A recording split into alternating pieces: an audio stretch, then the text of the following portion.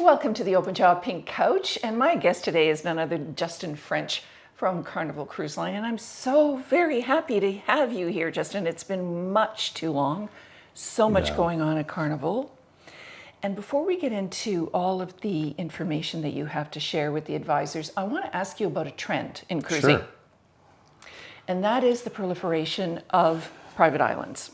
It started out years ago, of course, but now it's become a huge boom, and certainly Celebration Key, we've seen tons of promotion and tons of activity around that. But I want to ask you, within the cruising world, within the cruising market, what is it about private islands that has sort of attracted the attention of the industry? Well, first of all, thank you. It's been a minute. It's been several years, I think, since I've been here, so it's great to be back.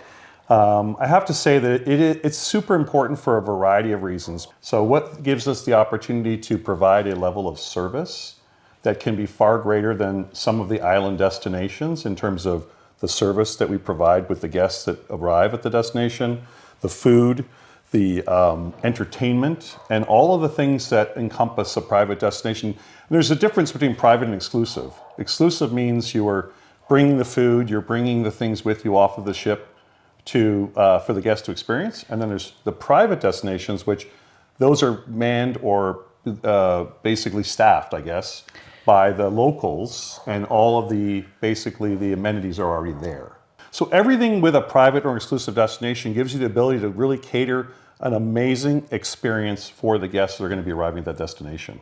So let me ask you kind of a stupid question.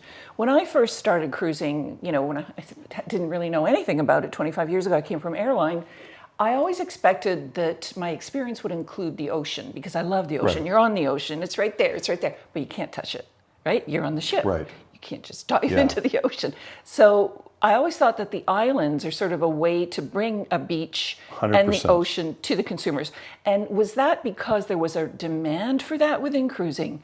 I think, so the nice thing about a cruise vacation experience is what we've always talked about, is the ability to experience multiple destinations on the same vacation and experience different atmospheres in terms of so maybe the weather's not so great on the first day, but it's amazing the second day because your resort is moving to the next destination. Right. And I do believe that a fun mix of onboard experience and obviously shoreside is needed, obviously, to really elevate that experience. I think that the ability to provide an amazing beach experience is also super important. For example, we'll talk a little bit more about it, but Celebration Key has over a mile-long sand beach with hundreds and hundreds of deck chairs for people to experience an amazing beach day. And they don't pay a fee for that, correct? They don't pay a fee for that. Yeah, that's important. They don't pay a fee, and that's important too. And they're not then having to worry about bringing money with them to secure a spot on the beach with maybe some vendors, and this is an opportunity then for really just to have a carefree vacation.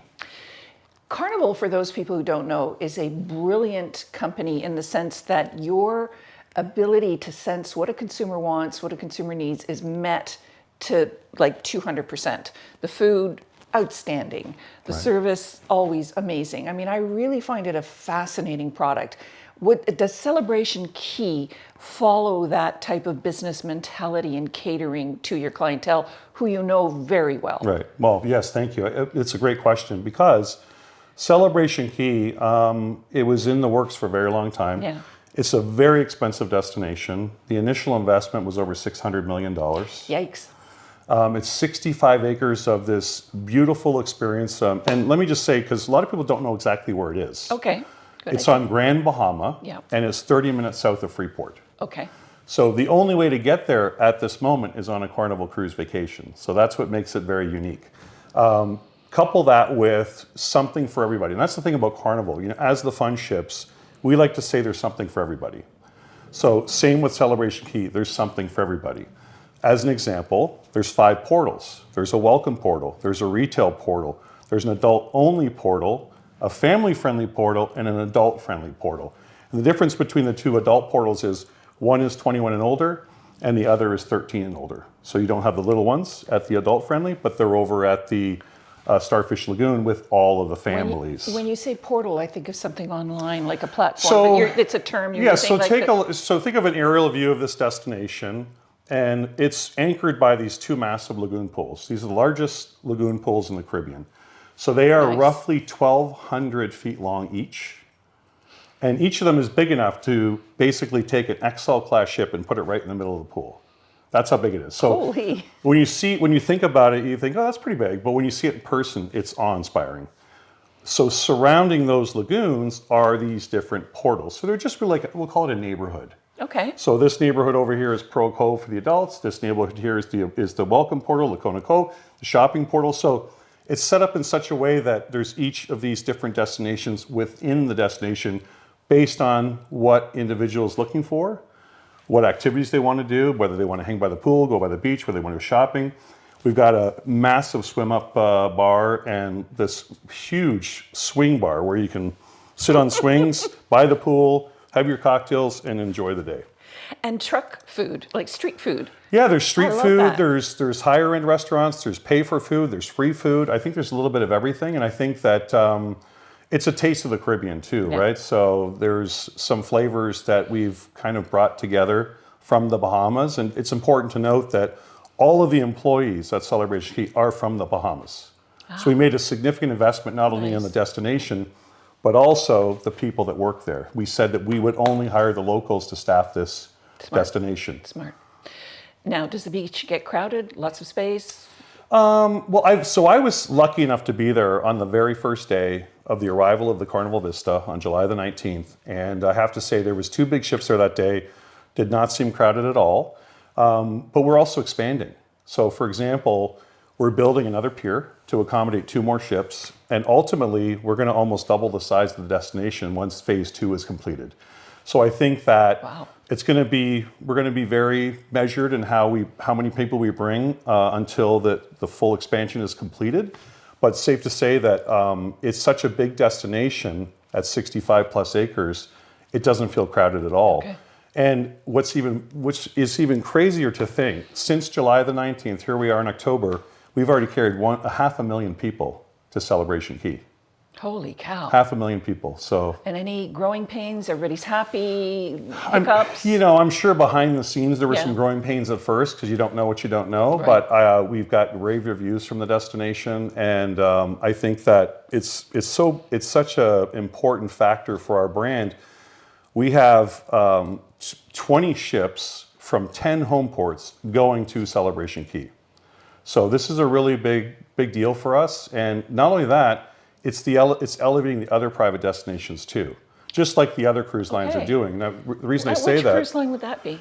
so well, I mean, many others are doing Yeah. the same thing we're doing, but what I will tell you is we've now developed this Paradise Collection, and Okay. we're making a significant investment in Half Moon Cay, which in my mind is one of the best beaches in the Caribbean. We're spending a lot of money there. And what we're doing is we're building a pier. So if you've been to Half Moon Cay on one of our sisters, like Holland America or Princess, you tender into that destination. On the south side, on the north side, we're actually building a pier. I see. So that Carnival guests, because the ships are a little bit too big to use the tenders, To just you walk can off. walk off the ship, and the north side of the island will be Carnival, and the south side will continue to be used by our sisters. It's being renamed Relax Away at Half Moon Cay. And then we're also making a big investment in Mahogany Bay, and that's being called Isla Tropical. And we're expanding the beach, we're expanding the options there for food and bar. And I think the 3 of them combined initially are going to be very well received. And then ultimately we'll be adding more destinations. Unbelievable. Huge projects. Yeah. Never mind the ships. You have a few Yeah. ships. And I keep getting your do. releases. I'm trying to keep up with which one is home porting where and what's happening, but there's just too much product. How do the advisors keep up? Well, there's a number of ways they can do that. One of them is to obviously partner with their BDM Yeah. and ask for training opportunities. That's obviously key. I think the other thing too is make sure that they are signed up to receive our newsletters, Yeah.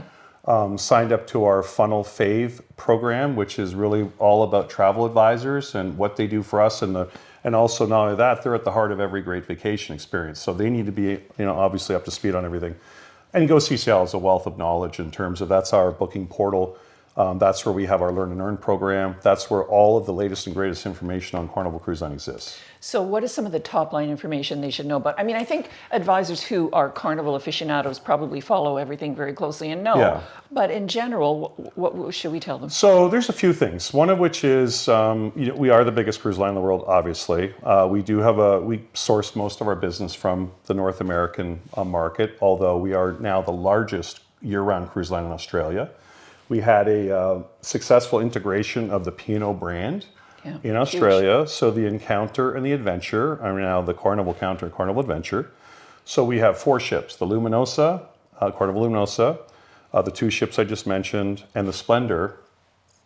3 of them operating year-round, 1 of them doing a seasonal service between Brisbane and Alaska.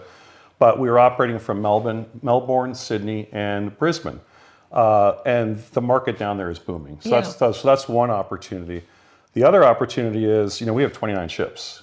So we have 13 home ports. So the amount of availability to book a Carnival Cruise vacation is limitless, and it's year-round. Yeah. I mean, that's where you're going to find these amazing experiences.